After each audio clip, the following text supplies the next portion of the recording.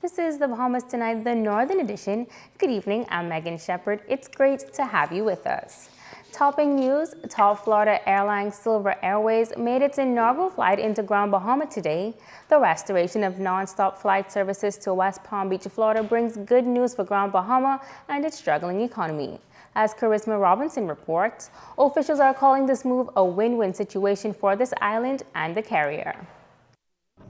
It was not so much an inaugural flight, but a restoration of services to West Palm Beach, Florida, that will pump some big bucks into Grand Bahama. Silver Airways 34-seater Saab 340B Plus touched down at Grand Bahama International Airport at 11:40 this morning.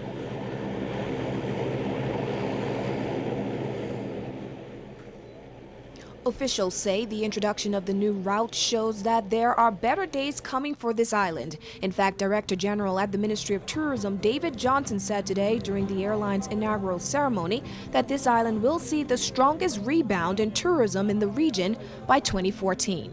Well over $40 to $50 million in capital investment is at work transforming the experience here in Grand Bahama. And that's only the first phase. But the capital, the financial capital is one. What we in Grand Bahama must understand and accept is that the Grand Bahamian hospitality at its best is what will see us through. Now, the introduction of these flights from West Palm Beach on Monday, Wednesday, Friday, and Saturday will add an additional 7,100 seats to Grand Bahama. We'll also introduce a non-stop direct jet service from 14 new cities in 2014, which includes cities from Canada, where we expect to have a further 58,968 air seats, and 8 cities from the US, where we will rack up 48,000, in total 114,068 new seats, inclusive of the Silver Airways flight. The new direct services from Canada is the result of an introduction of the Memories Hotel, our newest member of the Sunwing team.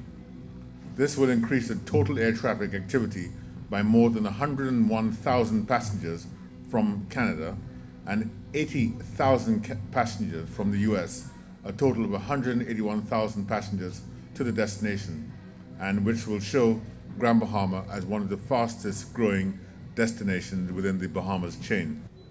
President and CEO of Silver Airways, David Flieger, believes in Grand Bahama and the will to ensure the success of this new route. I completely and fully appreciate the importance of tourism and what our role is as Silver Airways, as a carrier that visits this great nation, to bring more visitors to your shores and more income at the end of the day so that you can grow not only revenue but also the quality of life and make great things for all Bahamians. So far, there are just about 50 Bahamians employed with the company. Charisma Robinson, ZNS Network News. Since 2003, the Bahamas tried to establish diplomatic relations with the country of Qatar, but it was not until August of this year when the government fostered a diplomatic relationship with the sovereign Arab nation. Today, the special envoy of the state of Qatar was the guest speaker at the Grand Bahama Chamber of Commerce and discussed the Bahamas as a possible place for investment. Shashina Rule has that report. Special Envoy of the State of Qatar, His Excellency Mohammed bin Abdullah Al Ramahiz, told members of the chamber that Qatar is the largest producer of natural gas, has the highest income per capita in the world, which gives the country great financial power. With these great resources, he added that Qatar helps to develop countries around the world through investments. We see our investment to go for development of the people, development of some countries' economy that they can stand at least, and we help these countries to build themselves, to build their future, but in combination with political orientation that we have to put some economy there and guarantee some income for us, at least against what we invest to help these countries to develop their own economy. The Minister for Grand Bahama, the Honorable Dr. Michael Darville, says the government is pleased that Qatar is looking at this region for a possible place for investment. The ambassador is here on a fact-finding mission on the island of Grand Bahama He loves it. He realized our close proximity to the United States. And of course, all of this diplomatic relations with our partners in the Middle East is to really promote commerce and cultural exchange, as well as the opportunity for our countries to have a closer tie as it concerns issues with trade, investment, tourism, financial services, as well as the maritime industry. You're fully aware that Qatar is an oil-producing country with an excessive amount of oil and natural gas. And the country is decided that we should have diplomatic relations with them. President of the Grand Bahama Chamber of Commerce, Barry Malcolm, says, with Qatar's financial strength, it is welcomed news that the special envoy is impressed with the island of Grand Bahama. They're also a country that has made a mark by investing in and looking at other developing countries around the world and investing in those countries, taking a very proactive interest in developing, supporting the development in these countries. So his comments about Freeport, Grand Bahama, and about the Bahamas as a point for Qatari investment is quite exciting for us. Shashina Roll, ZNS Network News. The Caribbean Financial Action Task Force is wrapping up its 38th plenary meeting here on Grand Bahama. This is the final day of working sessions at the Grand Lucayan Resort. And at the end of today's meeting, the Bahamas will assume responsibility for the organization. During the opening ceremony yesterday, outgoing chairman of the CFATF, Sherno Jallo, gave a report on their efforts to eliminate financial threats to the region. Money laundering is not a national problem only, nor is it a regional problem only. It is a global problem. And no single government can tackle the problem alone and claim to succeed. As a region, we must look beyond the criticisms leveled against us. We must forge ahead, for the drug traffickers and money launderers have a field day when we bicker amongst ourselves or point accusing fingers at each other. We must recognize our shortcomings. Jallo says the CFATF is making progress in meeting the FATF standards. It should be pleasing to note that the CFATF, which has in the last 3 years been undergoing a period of reflection, introspection, and reform, today stands boldly as having successfully completed its action plan and is therefore no longer required to provide any update reports to the FATF. In October this year, we presented our last update report to the FATF during the FATF Paris plenary, which expressed satisfaction with the progress we have made as an organization, and therefore agreed that the CFATF's reporting obligations must be brought to an end. We all have been instrumental in this endeavor. Some 29 Caribbean countries make up the CFATF. Stay with us. The Northern Bahamas Tonight edition will be back after this. Bringing news that matters to you. You're watching the Bahamas Tonight Northern Edition. Welcome back. There appears to be mounting concerns among the trade union movement in the country. And tonight, a local union leader is weighing in on the matter. Sabrina Brown reports. I think workers clearly being treated really unfairly at this time. President of the Bahamas Marine Dock Refinery Union, Lionel Morley, says he's concerned about the state of the workforce in the country at this time.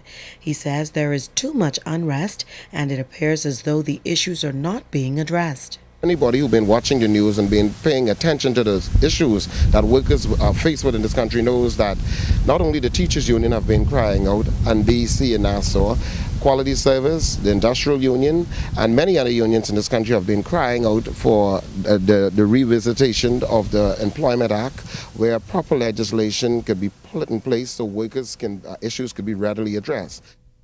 He says the powers that be and union leaders must work together to resolve outstanding matters. He's also calling on labor leaders not to patronize political parties. Union leaders must stop patronizing these political parties and stop getting into personalities and deal with the issues that concerns the workers so that the workers can be the beneficiary of a growing environment. The Employer Confederation, the Employers Association, they are growing entities. What about our unions? The union executive believes our forefathers fought too hard for the rights of workers for the country to regress in this area. We have come too far since the Burma Road riot and 1957, when we had to bring this country to a standstill so that fathers could educate their children and provide the necessary housing and etc. for our children, and to just allow people to unilaterally take away benefits and bluff us. Sabrina Brown, ZNS Network News. An institution which, since its inception, continues to grow by leaps and bounds, is marking another major milestone in education on Grand Bahama. Joan Davis-Roll explains.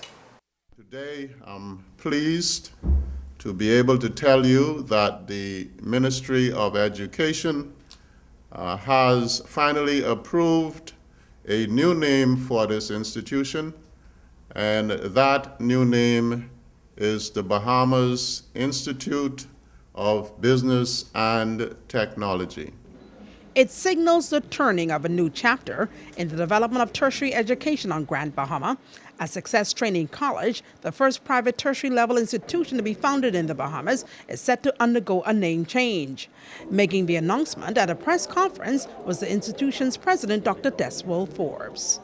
We believe that this is a great move, and it will indeed serve as the springboard to propel this institution to one of the greatest institutions in the Bahamas. We will commence using that name officially from January 1, 2014, and that name will comprise this campus, Success Training College, Freeport, Success Center for Extended Studies in Nassau, and Success Satellite Centers in Abaco and Eleuthera. The institution, which has the full backing of the Ministry of Education, has grown by leaps and bounds over the years. Deputy Director of Education Sandra Edgecombe says, despite this latest name change, the institution still spells success. Yes, we might be changing the word success, but we have always experienced success at this institution. And so I bring congratulations and greetings and our prayers and our hopes for the future of this institution, the Bahamas Institute of Business and Technology. And you will be the leading institution and remain the leading institution on this island, and even as you seek to develop and to grow in other islands. Joan Davis-Roll, ZNS Network News. Stay with us. Ricardo Lightborn is up next with sports.